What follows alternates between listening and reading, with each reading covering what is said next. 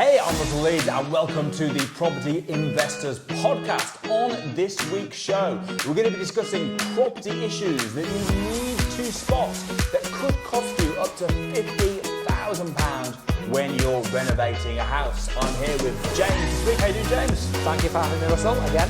Amazing. Well, it's great to have you on the show. Now, the reason I've got you on the show for this week is because you are a tradesman by trade. You were a tradesman. So you know all the tricks of the trade, you know how to spot problems. Now, This is particularly relevant if you're looking for a BRR type deal. You're looking for a property that's run down, you want to be able to fix it up, you want to be able to add value to that house. However, when someone's looking that doesn't really know, if you're looking for a property, you don't really know what you're looking for, I thought we'd share some of the key things that you want there to be. You want them to be these problems because then you can solve them, but you need to be aware of them and you need to be aware of how much they would cost. So when you're looking at a house, what you imagine now, you're viewing a property, it looks horrible, looks disgusting. Like it. Can you visualise it? Like it already. He's from Barnsley, he knows exactly what I'm talking about. What would be, say, the first thing that you'd be looking for or potentially looking for when you're looking at the house? The first thing is just very visual. If it's already carpeted and finished and I think to myself, yeah, I could live here. A Barnsley man can live most places, but you know, if it could be anywhere. Anywhere. Pigsty. But if it looks reasonable, then I'm probably going to come away from it. I want it to look, on face value, I want it to look terrible. Okay. Then I'm going to start. So first thing you're thinking is, I want a property that looks terrible. Yeah. I mean, obviously, it's good advice. Yeah. In a nutshell. Yeah. So, yeah. It's kind of contrary to what most people think, but if you're looking to add value, you can't add value to something that's freshly painted, freshly carpeted, looks great. I like the properties that when I go in to see them, the estate agency lady Oman is saying to me, "Are you sure you want to buy this?" And I'm like, "I definitely want to buy this." Because then I know I'm on the right track. Because they'll be saying that to everyone and probably putting off most investors. Yeah. All right, so you go, it looks terrible.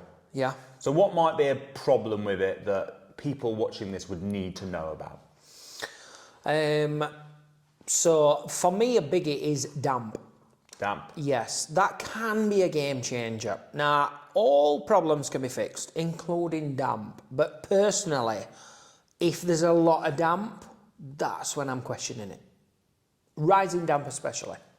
Damp from above, fine, not worried. Roofs, chimneys, leaks, things like that, it can be fixed easily.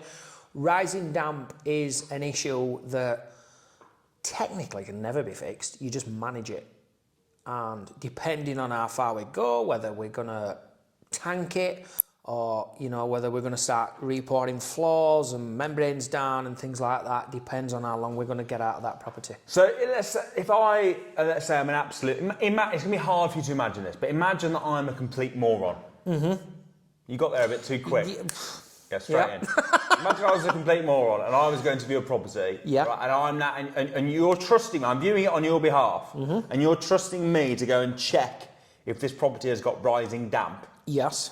What advice would you give me? How can I spot this? The most obvious is darker spots on the bottom part, on the bottom half of the wall. So dark spots? Yeah, so say the wall's white. You might notice it's gone a light grey at the bottom and you can physically see the mark where the water's coming up. Swollen skirting boards, door frames, floor, especially if there's a laminate floor, lifting tiles, things like that. That's all that lifting tiles, especially laminate floors, that could be from people spilling liquid on it, could it not? To a point, but if it's the whole floor, and we've got dark spots around, and we've got skirting boards that are swollen, and doors that aren't shut in, and, you know, paint's peeling away from the corners, it's a good indication. And you can buy a little tester. I'd give you a tester if you were going for me. Okay. Yeah. So where can you buy these testers from? Screwfix, tool station, 20 quid. Just stick it in the wall, it'll tell you the percentage of how damp it is. I've seen it up to, I think, 89% before, which is pretty wet. It's basically 89%. Nearly water. Water's going to be 100%. Yeah, it's not far off, yeah. Wow. Yeah. What percentage would you be, what's your cut-off where you go, all right, that's a bit too damp for my liking? I would say probably round about the 60% plus. Anything under, I mean, but again, it's rising. If it's everywhere, if there's just like an outside wall that's got it, fine.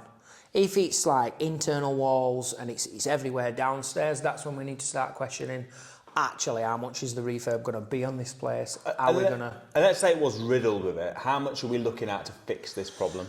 Depend on the size of the house. But, I mean, a standard 3-bed semi-sized, if it were the whole downstairs that we need to tank, you could be looking 20, 30k plus. So if you've not factored that in, if you're just thinking, oh, I could just carpet it and I could just paint it. Or buy some Ron Seal, damp seal, yeah. £5 a tin.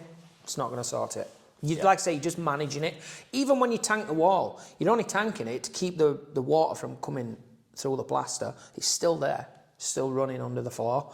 There's certain things you can do to as good as guarantee that it's never going to come back, but a lot of the times you are just managing it, because when that membrane fails over years, it's going to come back again. Okay, so damp, that's a big one. Damp's a biggie. All right, so damp, check it out. Make sure you get yourself a damp meter. Yep. Put it in the wall. Yep. And you ideally want less than 20 is reasonable, I think. Yeah. I think they say anything above 5 flags up with valuers. Oh really? Yeah, but anything under 20 is not horrendous, I don't think, and can be managed. Okay, cool. So damp, big one. What else? A big one, which is not always very visible, is subsidence. Okay. And that can catch people out. I nearly got caught out with that recently. We nearly got to solicitor stage purchasing one, and then we got a surveyor to go out, and they found bad subsidence on the rear of a property. And subsidence is a serious thing that can, totally nail it, that you're not going to earn any money from that deal. Quite often, you can tell, can't you? Yeah, big cracks in the walls, or even ceilings. I remember seeing a house a guy I know bought. He bought it at auction without even viewing it, and then you saw the picture of it. Risky. The house looked like it had a stroke. Do you know what I mean? Like the half of it had dropped. Literally was on like a slant. It looked terrible. Yeah. So you if it's bad, you'll see it. Cracks are another like you mentioned, are a good sign to look for. Yeah. So. But you're saying that you almost, even with your experience of viewing properties and stuff, you still miss the subsidence. Yeah, because, a builder once told me that if there is cracks in the mortar line, it's the house moving, which we get a lot, especially up north where we are, because we've got a lot of coal mines and things, we get a lot of ground movement. And cracks in the brickwork is not really a major issue. We once bought an house and I could literally get my hand in between the bricks where it had moved. Got the builder out straight away. I thought, this is it. It's all going to drop down. But, it was a big raw terrace built in 1899. So, and he was like, it's fine. Don't worry about it. Just patch it up, manage it. We'll overboard it with some plaster. And because it had not gone through the brick, on this next one that we were looking at, I thought the same. But it was the extension. So, obviously, there's a line of mortar where they've joined the bricks, and it had started to come away at the top. I couldn't see it from below because the garden were just horrendous when we got there. It'd been empty 2 years. But the surveyor used the drone to get around the back, and he picked it up. To get on top of that, we'd have had to underpin it to guarantee. We could. It may have been because there were a lot of vegetation in the rear garden. That can cause it as well. But if not, we'd have had to underpin it to guarantee that we were going to be fine with it in years to come. And the underpinning would have been about 12,000 on a small 3x3 extension, because they've literally got to dig under it. Oh yeah, we're underpinning at the moment in one of our development projects. Yeah, it's a conversion, and have a guess. So it's a three-story building. It's an old factory. It's been there for donkeys and donkeys of years.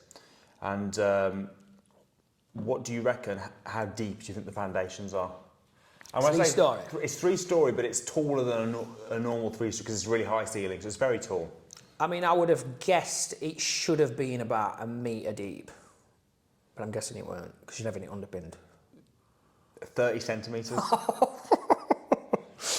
So, 30 centimetres is a nice, easy one because everyone knows the length of the rulers when you're at school. Yeah. They're all 30 centimetres. So it's like that, It's ridiculous, isn't wow.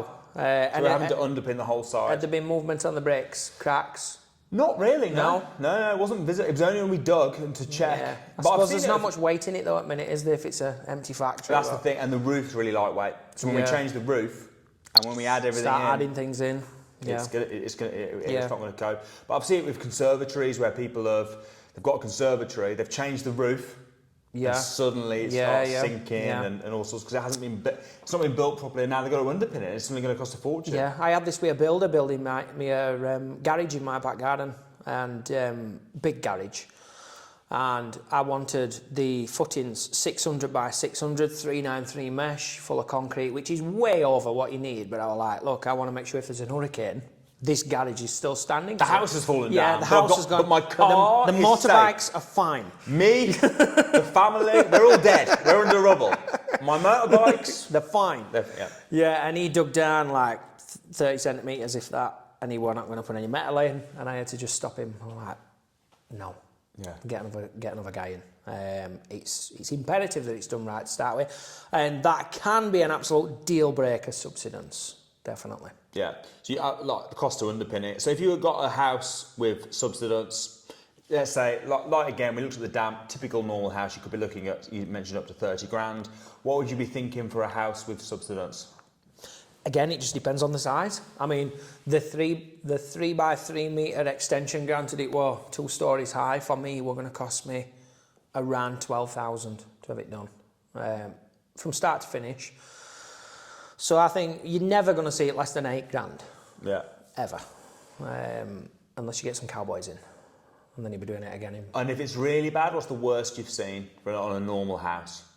Do you know when I was talking about earlier, I know someone that bought from auction where the house was literally sloping. How much was something like that cost to fix? I would guesstimate you'd probably be looking about 20k plus. Yeah. Would you? So we're already at 50k? Yeah. Just with a bit of damp and a bit of subsidence? Yeah. All right, brilliant. Yeah, definitely worth checking out. So when it comes to subsidence, you mentioned we're looking for cracks, we're looking for anything like that. Maybe even you can tell, if you can visibly see that it's sinking on one side. What sort of surveys would you want to get done before you put, especially if you're buying from auction? I think if you're buying traditionally, it's going to get picked up, right? You're going to be safe. But if you're buying from auction, what sort of surveys or what would you want to get Minimum done? level 2 residential survey, I would say. Minimum. Before you even bid? Well, sometimes you've not got time to bid. But time to get that in before I bid, should I say. But yeah, I would... I mean, me personally with auctions, I'm a little bit... I like to be able to spend a bit of time on that property, go out and view it, get some builders' quotes, etc. You like post-auction and pre-auction and stuff, don't you? Post and pre, definitely, yeah. But if you were buying from auction, you'd want to get some sort of level 2 survey. Yeah, definitely. I mean, for the sake of £1,000, it's going to save you, you know, I mean, we've done it before where we've spent £1,000 on a survey. We've done it recently. They've gone out. We spent a bit more than that, actually, because we got a better level of survey. So we just lost that money because we pulled from the deal. Yeah. But we'd have lost so much more money if we'd have carried on with the deal. So you've got to be careful. All right, brilliant. So we've covered subsidence and damp. What else? Invasive plants. Are we thinking about our good old friend Japanese knotweed? Japanese knotweed, yeah, that's a biggie. You wouldn't think it in little old England, would you? But it is. It were actually brought in to the country, I believe, by the Victorians in the 1800s, I think, as they thought it was a beautiful looking plant. Because, I mean, it has got nice leaves, like heart-shaped leaves, when you look at it. So, you know, little did they know what damage they were going to cause.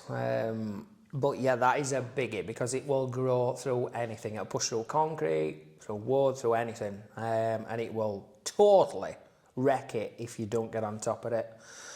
It's a good negotiating tool if it's found. It's actually not as expensive to fix. It's not these days. No, it's not these days. But they do have to keep on top of it like a treatment plan. Yeah. It's very rare they'll just come out, dig it up and go, right, it's done. Yeah. They've got to keep on top of it. It's usually, I think, a 3-year cycle, they say, to be guaranteed as good as that it's never going to come back. And you have to take out... Well, they insure it normally. You have to take out different insurance policies as well, yeah. But it's manageable. It's not as serious as people used to think it were. But you have got to get on top of it. Well, they normally just poison it now, don't they? Yeah. Because they used to try and dig it all out and burn it and everything, but... I think they actually use the stalks now. They chop them ground level and then they pour stuff into the stalks sometimes. Yeah. Because it gets to the root quicker.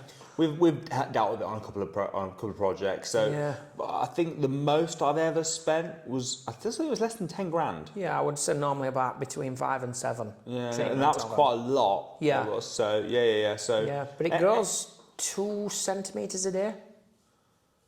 It's quite a lot. Yeah. It's quite a lot. Yeah, it is, yeah. You've obviously got other plants that aren't as serious, but can be a bit of a pain. Ivy, for example. Yeah, bamboo. Yeah. Yeah.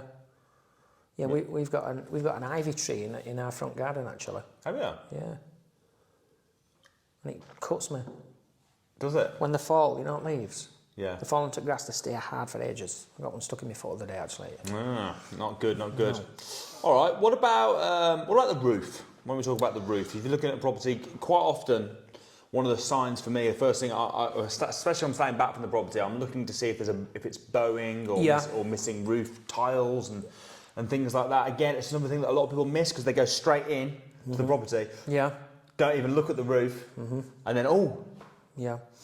Yeah, we've just been hit with a 4.5k bill on one of the houses that we're buying. We've not bought it yet; it's literally just about to complete. But I could see there were problems with the roof straight away. Obvious signs: we've got a few missing around the chimney stack. The ridge tiles were different, so you could see where they'd actually halfway across they were a certain height, and then after that they were a different height. So straight away that were alarm bells. I thought, yeah, this has had some temporary repairs done to this roof. So the roof has been got a 4.5 grand bill, but we knew this before we bought it, so it was no surprise. I actually put in 8 for a full roof just in case. So we halfway there anyway. But that looked to me like it had sagged a little bit. But it was because of the ridge tiles. It just, from the eye below, it looked like it had. Got my roofer out, he was like, no, it's fine. But they're going to put a dry ridge system on it, retile. The chimney needs capping off as well, because there's water getting in. Have you ever had a problem with the roof where you didn't realise? You bought the property, you thought, tell me First about house. that. Okay. Yeah, 8 grand. 8 grand? Yeah, didn't budget for it. Old terraced house, built in the late 1800s. And it were a slate roof as well, which they're a nightmare to repair, slate roofs. We wanted a Velux window putting in, and when the roofer got up there, they were just like, look, this is not good. And he were genuine, he showed me, there were all sorts, there were broken tiles, there were no felt, the ridges were leaking, the chimney were leaking, and they were like, when we start chopping into it, it's just going to be an absolute nightmare to get it sealed up. So we ended up full roof on it and cost about 8k. Nightmare. Yeah, little kick in the bollocks, that one. Yeah. Actually, it reminds me, going back to the plants, something that I've got sort of stung with was there was a tree, dead tree, in the garden. It was a big one, about 30 metres tall. And it kept, branches and stuff kept falling off it.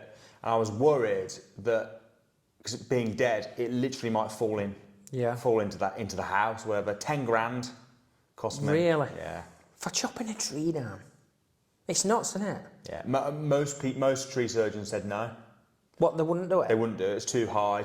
It was hard to get to, and they were just like, oh no, we'll leave that. Yeah. And then what did they do with the tree? Take it for firewood? So you got paid twice? They got paid twice. They did ask me if I wanted it. I said, no thanks. No log burner. Mate, it's a 30-metre tree. It takes 2 years anyway to dry out, doesn't it? Properly. Yeah, absolute nightmare. Yeah, that can be a biggie. And that, if you didn't factor that into consideration, it's worth checking out the trees, the maintenance you need on the trees. Quite a few of properties actually, not as bad as that. That's the worst I've ever had. Yeah. But a Willingham that we've just bought now, and then the other thing is you can't even cut them down. Well, that tree, not only did it was also time consuming because it had a TPO on it. So you had to get permission. For a dead tree. Yeah. Did they have to come out and check it was dead first? No, they trusted the tree surgeons. Yeah. I assume they took pictures, and I didn't sort that at all. They applied and everything. They did it all for me. But I assume that they had to take photographic evidence. 10 grand, that can make or break, can't it? Oh, it could kill a deal. Yeah. It could kill a deal. Could have killed a house if it chopped on it. It could have. Yeah. It could have. Yeah. All right. What about insulation? Insulation is not, I wouldn't say it's a massive issue at the moment, but it could be. Yeah. Obviously, like Class E, I think, we can rent property. If you're buying it to rent it out, I mean. Yeah. Where we can have an EPC rating of E or higher, or lower, whatever you want to call it. And it's fine. So that pretty much is it's very rare you're going to find something F or below in today's modern world. But if they did move it into EPC rating of C, like they talked about recently, that then would be an issue. Well, we're doing a place at the moment. It's actually going to be like serviced apartments up in the Peak District, and we're part of the conversion. Some of the rooms in this part of the property are literally, it's just the stone walls from outside, so everything needs to go in. Yeah. Starting from scratch. To get it up to standards that we need to do now is pretty cheap. Yeah. However, for those 2 units, if we want to make them C, how much extra do you think it's going to cost us? So 2 units, it's almost like 2 apartments. 2 studios. 1 bedroom. 2 1-bedroom apartments. How much extra to get it up to C? Because we've got to make the decision now. Do we do it to protect ourselves in however many years' time? Under Tory law, we probably would have been safe for a bit longer, but it's potentially even sort of 2030 is being muted, isn't it now? I'm going to guess 15. 12. Oh, I went far off them, wasn't I? You were very close, Yeah. So they want like insulated plasterboard, your roof doing, soundproofing of internal ensuite rooms, which is mental. Roof. They're going to want the roof. Is it already felted, the roof? I'm not totally sure. But it will be at that price at 12. I don't think they'll be able to refelt roof at that. But yeah, I mean, we've... I don't think it is, you know. It might be. Is it not? You can see all the beams at the moment. We're going to have to but we're going to leave the beams. Yeah. So it's like... the felt sits above the beams, just under the roof tiles. Yeah, I can't remember. We got bit with this recently, which I learned a lesson the hard way. Like we do with most lessons. But we had building control out to one of our HMOs that we were doing, and the electricians, being such great tradesmen, cheers guys, decided to, rather than be nice and neat, they just put the hammer through the ceiling in the top floor. So imagine it's a 3-storey terraced house. We're looking at the ceiling sloping. Are you not a fan of electricians? No. I'm a gas engineer by trade, so it's in his blood originally to not get on with electricians. We always argue who's got the better trade. Obviously electricians. No, definitely not, no. I trained as an electrician. Did you? Yeah. How long did you do as an electrician? I didn't do any work as an electrician. No electrician does any work. Well, there you go. I fit in just nice to them. Yeah. No, they nailed me, to say the least, because they smashed a hole to chase a cable in. Sounds reasonable. Yeah, with a hammer. You could see the hammer marks. Yeah, fair. Thread the cable in. Yeah, and then the building inspector came out. Can't we just all agree that they're the ones with the issue, the building inspectors? He came out, and then they saw that there was no insulation above the top room plasterboard. And think on, this is a 22 square metre room, so decent sized HMO room. And he made us drop the entire ceiling in that room and fit 50mm minimum king span between the joists and tape the joists. So that put about another $4,000 on the job, just like that, just because the electrician had put an hole in the ceiling. So now I make sure that the building inspector comes in before my electricians get in and start smashing it to bits. That sounds like a good piece of advice. Now sounds like a good piece of advice. Now. All right. Anything else you can think of that you should be looking for? Obviously, you've got all the normal stuff you're looking for a BRR. All the cosmetic stuff, your carpets, your painting, your furnishings, all that sort of stuff. But anything underlying issues that someone might miss that could blocked gutters can be one that can be easily missed and can cause some serious. Go on. Tell us a bit about that. We did this again on one of our first ones, and the gutter were blocked, so it was leaking back on the wall of the house. 3-story terrace house, so we didn't really notice it on the back of the house. We didn't live there anyway. And then it started soaking through the damp into the wall. And it was only when we saw the nice brand new HMO room that we'd done, painted, carpeted, and then the tenant were in and they were like, hey, we got something's happening with the wall. And then we were like, shit. And it was just a block gutter. Just a block gutter. So we've actually just had our house done, so our maintenance guys literally gone around our ladder, just clearing out all the leaves and everything. You probably want to do that. It looked like it had been a couple of years since it had been done. I would say every 2 years. Yeah. Ideally, it depends on. I mean, if it's like a city centre, it might be okay. Yeah, because there's no leaves getting in it. No, but when you've got trees nearby, trees. it's a nightmare. But yeah, that can cause quite a bit of damage if it's unforeseen, and it's such an easy fix. Yeah. I wouldn't recommend it yourself, getting up on the ladders. I don't bounce. I reckon you would. Splat. But yeah, for sake of a guy to come out, £100 to clear the side out of gutters, you're going to save yourself a lot of money in the long term. Yeah. Yeah. What about things like plumbing issues, leaky taps? Yeah, plumbing, I could go on all day. What is to look out for? Leaks, obviously the biggest thing. Central heating systems, if they're being fitted right. One thing that can also... New boiler? Yeah, new boilers. Any kind of leak, really. New boiler seems to be one of the things that you almost always have to do on these type of properties. I almost budget it in. Boilers are not built like they used to be.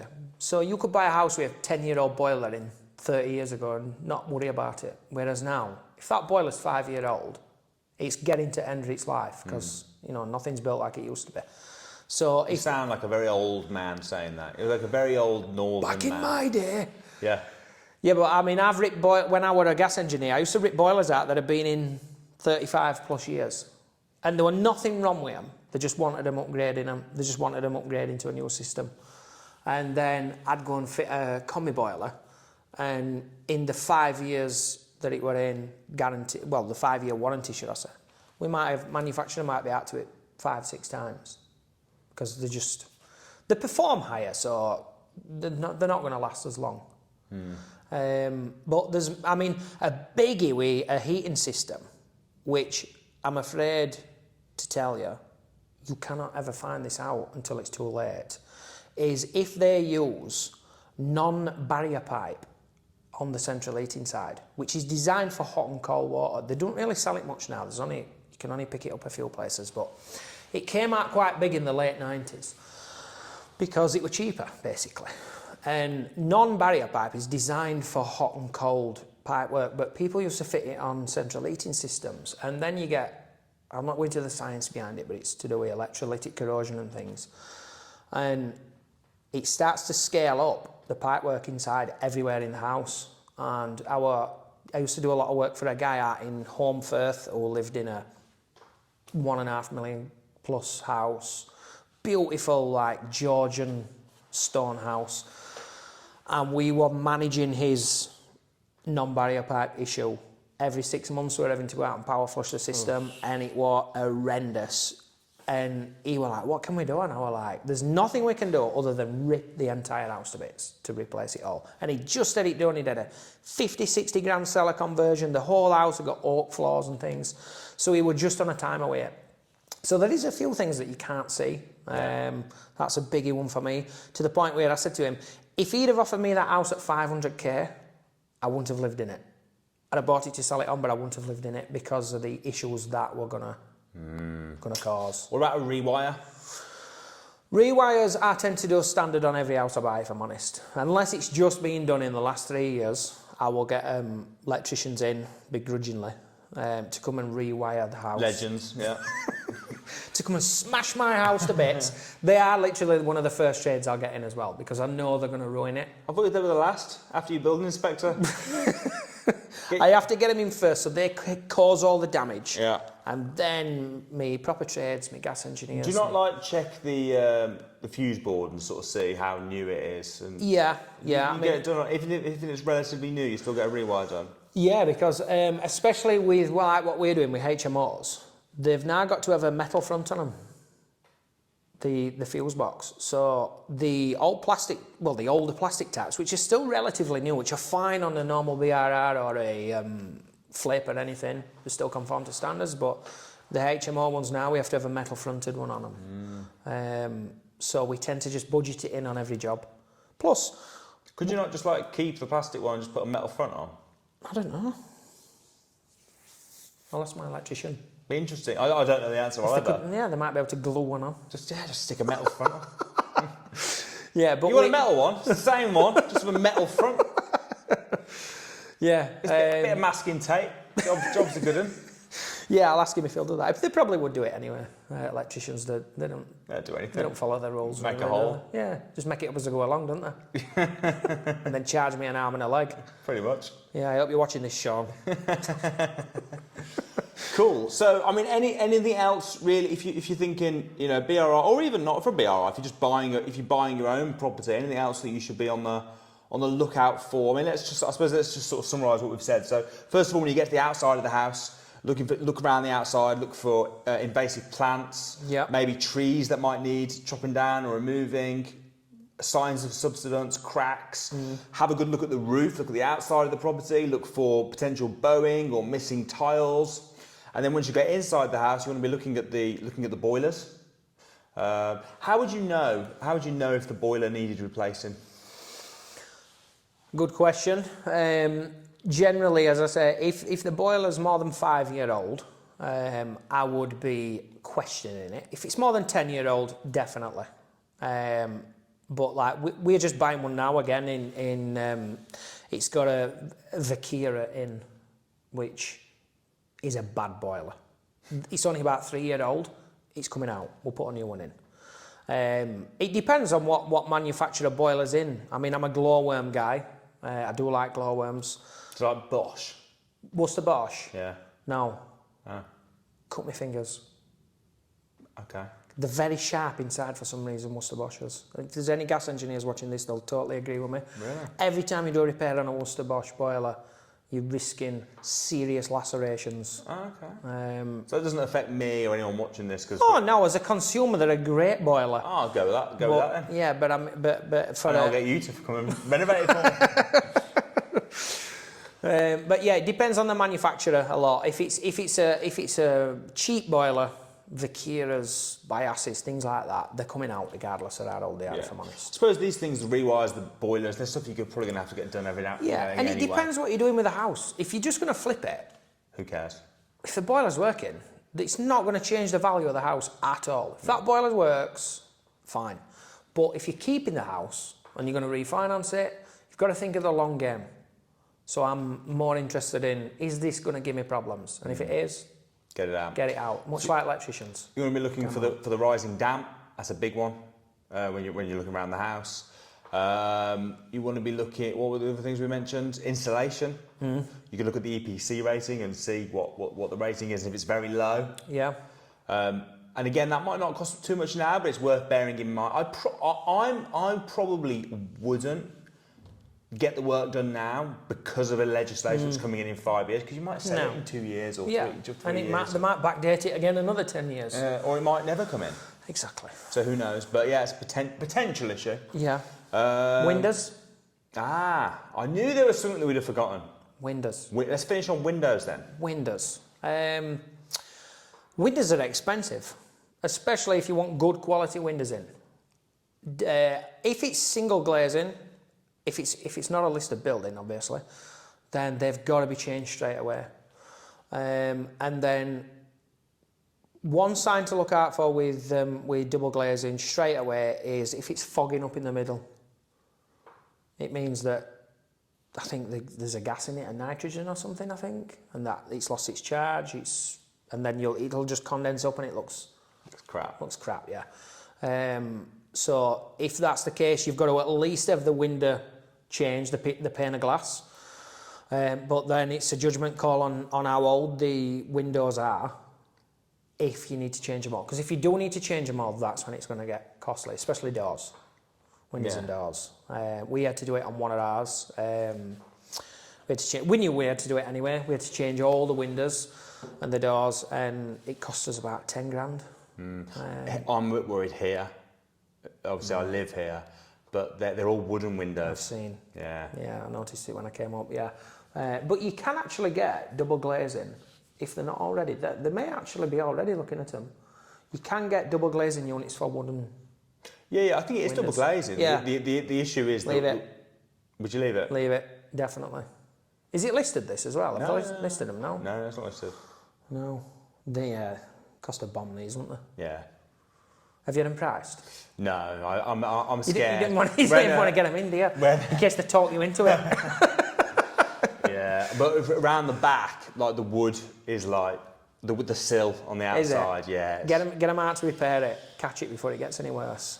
Yeah. Yeah, we've got a big property in a town centre. It's got wooden windows with double glazing. It's a listed building, so we'd have to get planning permission in to change them. But it's got massive bay windows, like square bays that come out at the front at the bottom. We got a window guy out. We're looking about 15k for them too. It reminds, like, do you know when you see the properties where they brick the windows up for the windows tax back in the day? Have you seen those? No, I've not actually. No. So do you know when if you're going through like an old town centre or whatever, and you see? What did they also tax them for windows? Yeah, Really? Used to do a window tax. So they'd tax a property. So I suppose it was similar to. That must have been a conservative council thing. tax sort of thing, but it was window tax. So a lot of people, they bricked in some of the windows. Yeah. But it's getting to the point now. I'm tempted around the back. I'm like, just get some dark LED lights in. Cheaper. Yeah, I know. It's ridiculous. Hey guys, hope you found that really useful. If you are looking to buy a property, whether it's to live in yourself, to rent out, or to do as a buy, refurbish, refinance, it's crucial that you make sure you do your due diligence before you actually buy, because a lot of these costs can seriously add up and totally affect your investment, your return on investment for sure. So I hope you found that very, very useful. James, thanks ever so much for coming on. Really appreciate it. Thank you for having me. Appreciate it. And we will see you next week.